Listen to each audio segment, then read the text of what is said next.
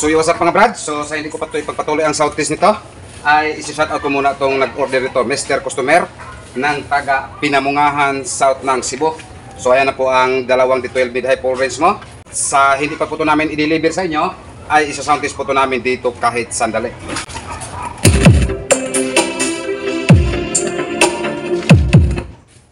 At sa hindi pa nag-alam kung ano po ang nakaload nito, ipapakita ko po muna sa inyo.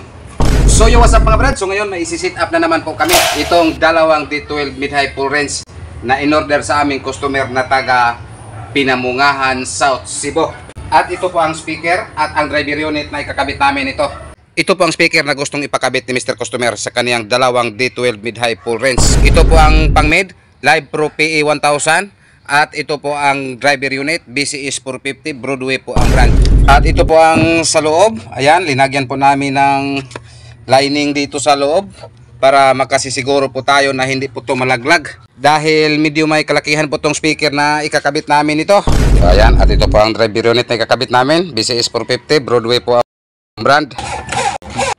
So ngayon ipagpatuloy po muna namin ito sa pag-sit up para mapakinggan po natin ang tunog nito.